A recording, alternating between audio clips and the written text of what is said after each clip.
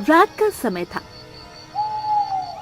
भीमा अकेले जंगल के रास्ते से होता हुआ सुंदर नगर राज्य जा रहा था। तभी उसकी नजर नीम के एक प्राचीन पेड़ पर पड़ी, जिसकी शाखाएं जमीन पर लटक रही थी। भीमा अपने आप से बोला, चलते चलते मेरे तो पैर जवाब दे गए। क्यों ना इस घने नीम के वृक्ष के नीचे थोड़ा आराम कर लिया जाए।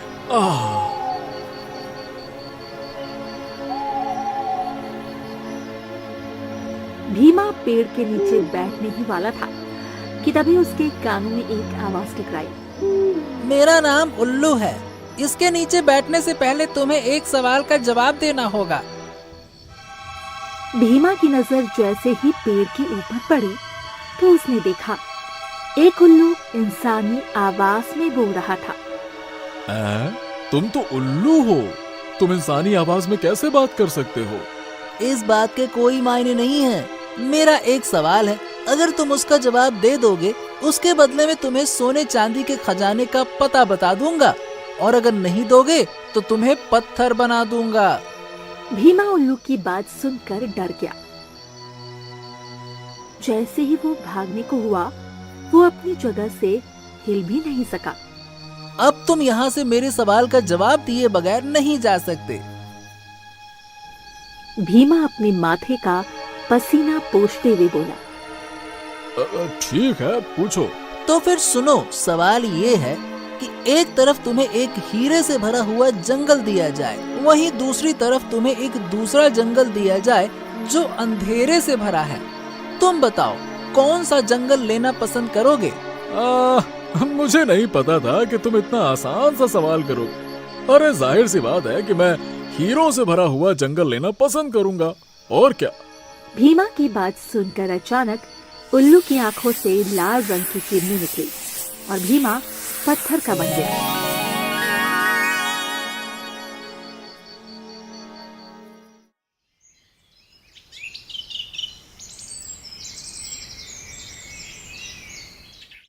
अगली सुबह सुंदर नगर का राजा विक्रम अपने महल में बेचैनी से टहल रहा था कि तभी उसकी पत्नी आकर उससे बोली। क्या हुआ जी, आपके चेहरे पे ये चिंता की लकीरें क्यों दिखाई दे रही है? अब तुम्हें क्या बताऊं रूपवती, कल दूसरे राज्य से मेरा एक गुप्तचर कोई संदेश लेकर मेरे पास आने वाला था। वो अभी तक मेरे पास नहीं पहुंचा। तभी राजा विक्रम का मंत्री दौड़ते हुए राजा विक्रम के पास आकर बोला। महाराज, महाराज, जिस बात का डर था वही हुआ। पहेलियां मत बुझाओ मंत्री, सीधे सीधे बताओ कि आखिरकार क्या हुआ है। महाराज, हमारे गुप्तचर भीमा को कल रात हमारे राज्य के कुछ नागरिकों ने उसी रास्ते से महल की ओर आते हुए देखा था, जिस रास्ते में वही नीम का घना पेड़ पड़ता है। ये सुनकर राजा विक्रम के चेहरे पर चिंता की लकीर और दिखाई देने लगी। जाओ, सारे राज्य में ऐलान कर दो कि सभी राज्यवासी मेरे महल के सामने एकत्रित हो जाएं। मैं एक जरूरी ऐलान करना चाहता हूं।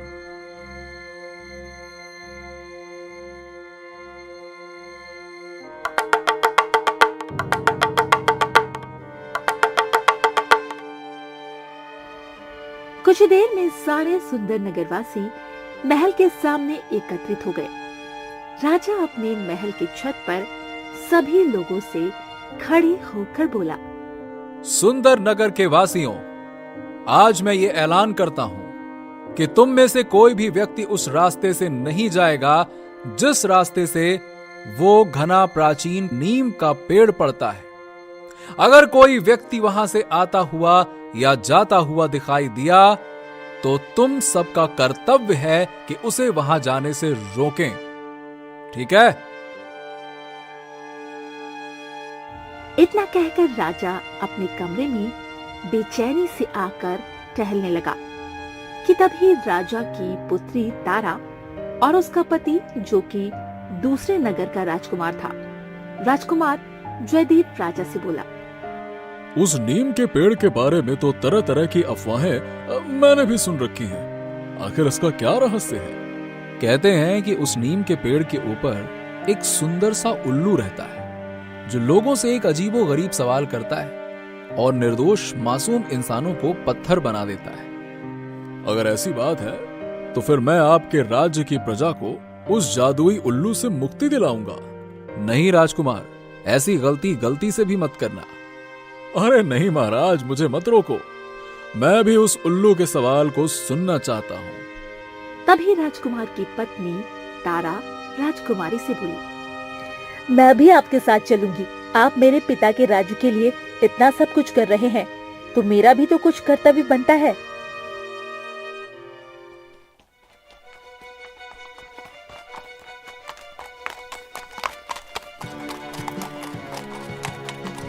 राजकुमार जयदेव अपनी पत्नी तारा को लेकर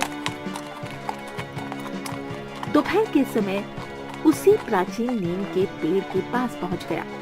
राजकुमार ने देखा उस पेड़ के पास एक बहुत ही सुंदर सा तालाब था।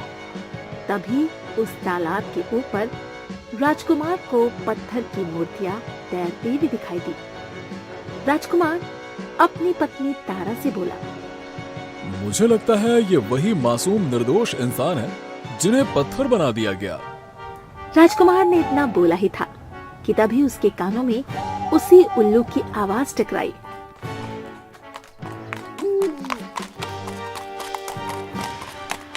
क्या बात है, अब तक तो राजा विक्रम की प्रजा और कुछ मूर्ख इंसान ही यहाँ पर आते थे। आज तो महाराज का दामाद और उनकी पुत्री स्वयं यहाँ पधारे हैं। क्या बात है। मैंने सुना है कि तुम यात्रियों से एक अजीबो गरीब सवाल करते हो और पत्थर बना देते हो उन्हें। हाँ, क्योंकि वो मेरे सवाल का जवाब नहीं दे पाते। अच्छा, पूछो, क्या सवाल पूछना चाहते हो? बड़े निडर हो राजकुमार, लगता है तुम्हें अपने ऊपर काफी भरोसा है। जादुई उल्लू ने राजकुमार और तारा से वही सवाल किया जो उसने भीमा से किया था। सवाल ये है कि एक तरफ तुम्हें एक हीरे से भरा हुआ जंगल दिया जाए, वहीं दूसरी तरफ तुम्हें एक दूसरा जंगल दिया जाए जो अंधेरे से भरा है। तुम बताओ, कौन सा जंगल लेना पसंद करोगे? तारा आहिस्ता से अपने पति राजकुमार जयदेव से बोली, ये तो बहुत ही आसान सवाल है, इसका उत्तर तो आप आसानी से दे देंगे। जाहिर सी बात है, कोई भी इंसान अंधेरे का जंगल क्यों चुनेगा, वो तो हीरो का ही जंगल चुनेगा। नहीं तारा, कुछ तो रहस्य है। राजकुमार उस जादुई उल्लू से बोला, मैं अंधेरे से भरा हुआ जंगल चुनूंगा। राजकुमार का सवाल जवाब सुनकर उल्लू बुरी तरह से चौंक पड़ा। तुम पहले इंसान हो जिसने सही उत्तर दिया, लेकिन शायद तुम नहीं जानते, तुम्हें इस उत्तर के बदले में उस अंधेरे से भरे जंगल में जाना होगा और साथ ही साथ तुम्हारी पत्नी को भी। मैं तुम्हारी बात का मतलब नहीं समझा। मैं भी जानना चाहता हूँ कि उस अंधेरे से भरे जंगल में आखिर ऐसा क्या है। अचानक उस नीम के पेड़ पर एक रास्ता बन गया। राजकुमार जयदेव समझ गया कि अंधेरे जंगल में जाने का रास्ता यही है। राजकुमार जयदेव अपनी पत्नी का हाथ पकड़कर सीधे उस रास्ते के अंदर चला गया। कुछ ही पलों में राजकुमार जयदेव और उसकी पत्नी ने स्वयं को एक बड़े ही भयानक जंगल में पाया, जहाँ के वृक्ष किसी राक्षस की भांति मालूम पड़ रहे थे। ये कैसा जंगल है जयदेव? यहाँ तो अंधेरे के अलावा कुछ भी नहीं है। क्या यहाँ पर सूरज नहीं निकलता? तभी राजकुमार जयदेव और तारा के कानों में बहुत से लोगों की चिल्लाने की आवाजें टकराई। तारा, इस जंगल में हमारे अलावा भी और भी इंसान मालूम पड़ते हैं। हमें तुरंत वहां जाकर देखना चाहिए। लगता है उन्हें मदद की आवश्यकता है। राजकुमार जयदेव तारा को लेकर आवाजों की दिशा की ओर चलने लगा।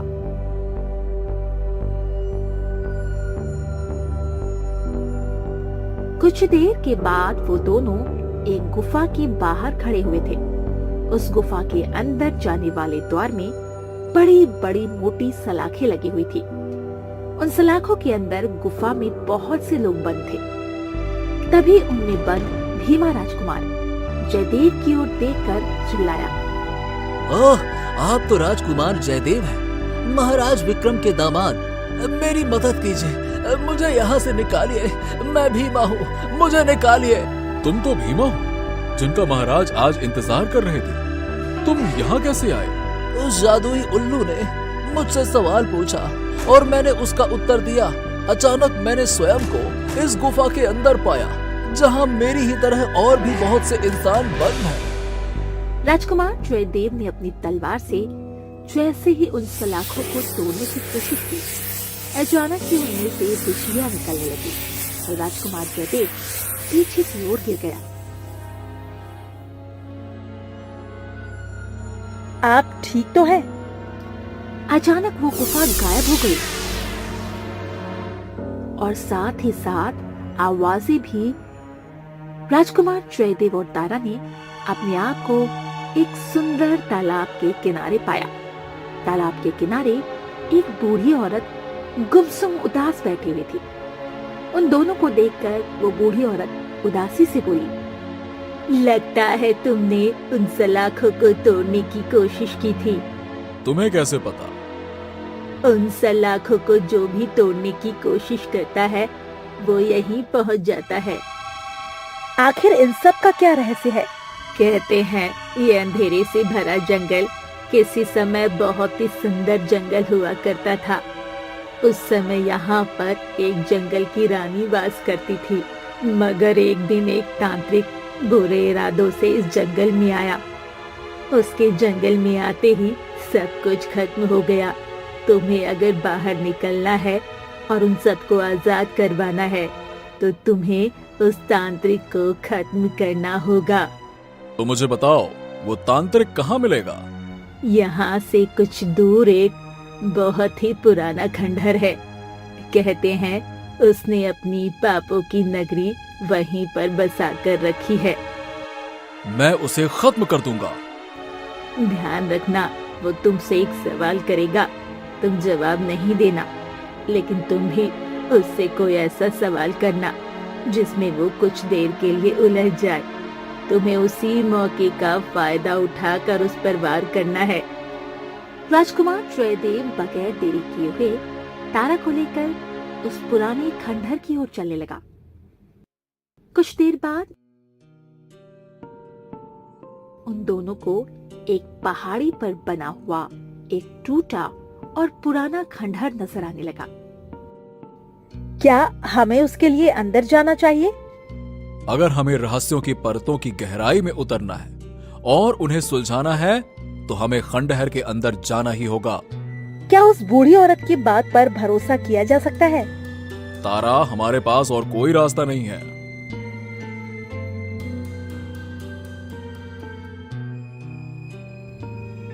कुछ देर में वो दोनों उस टूटे हुए खंडहर के मुख्य द्वार पर खड़े थे।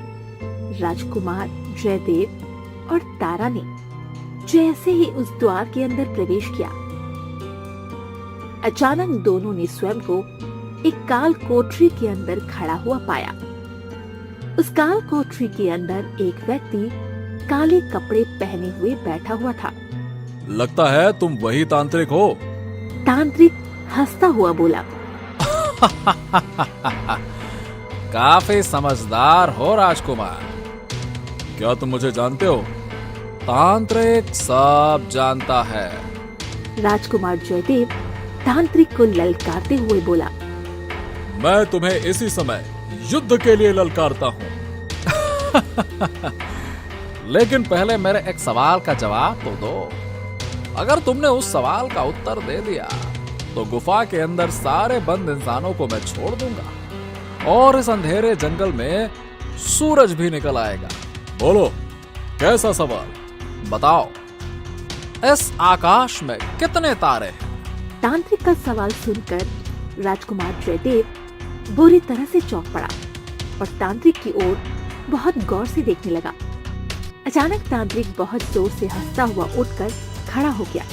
तभी राजकुमार की पत्नी वहाँ से गायब हो गई। मेरी पत्नी कहाँ है? वहीं उसी गुफा के अंदर तुम्हारी पत्नी भी आम कैदियों की तरह ही बंद हो गई। राजकुमार जयदेव, ये तुम्हारा राज्य नहीं है, ये मेरा राज्य है और यहाँ पर मेरा आदेश चलता है। अरे तुम तो सवाल का जवाब दो।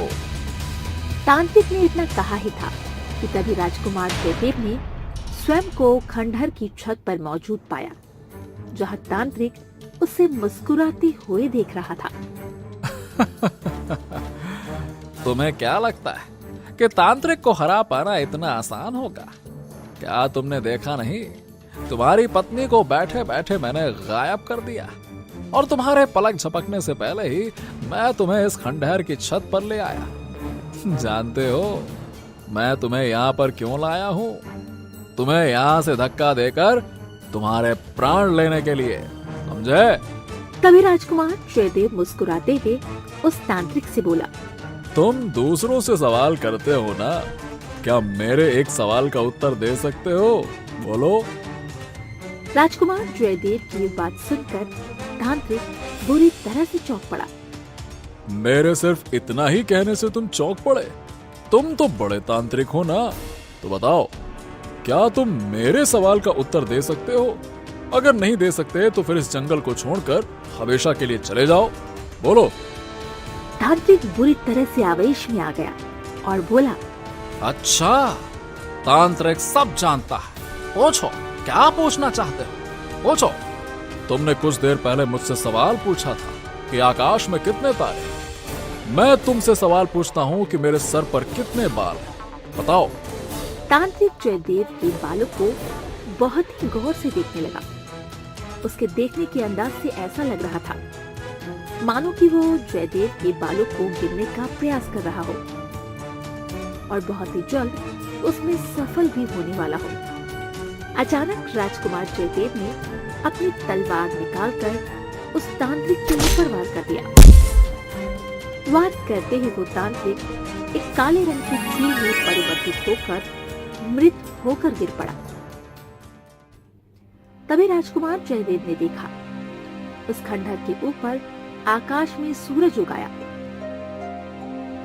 और वो अंधेरे से भरा जंगल देखते ही देखते एक बहुत ही सुंदर जंगल में परिवर्तित हो गया।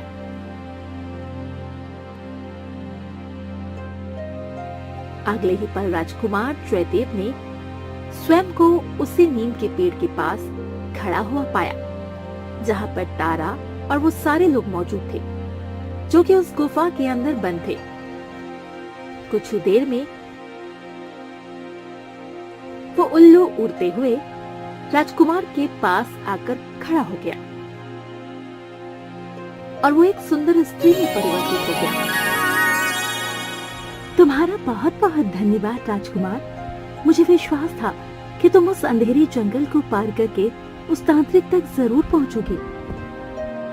एक बात समझ में नहीं आई कि यहाँ पर एक तालाब बहता था, वो कहाँ गया? और वहीं दूसरी बात, तुम तो इंसानों को पत्थर बना देती थी, फिर वो सब उस अंधेरे जंगल में बंदी कैसे बन जाते थे? यहाँ के लिए वो लोग पत्थर के बन जाते थे, लेकिन उनकी आत्मा उस अंधेरे जंगल की गुफा में कैद कर दी जाती थी। तुम्हें जो उस सुंदर तालाब के पास बूढ़ी औरत मिली थी, वो औरत मेरी माँ थी। राजकुमार जयदेव उसकी बात सुनकर पूरी तरह से चौंक पड़ा। बरसों पहले उस तांत्रिक ने मुझे अपने सवालों में उलझाकर मुझे उल्लू बना दिया और मेरे जंगल पर कब्जा कर लिया। तब से मैं हर यात्री से यही पूछती थी। मैं जानती थी मेरे प्रश्न का विपरीत उत्तर वही दे सकता है जिसके दिल में इंसानियत होगी, और वो तुम थे। इतना बोल के वो सुंदर स्त्री गायब हो गई और सुंदर नगर में सब सही हो गया।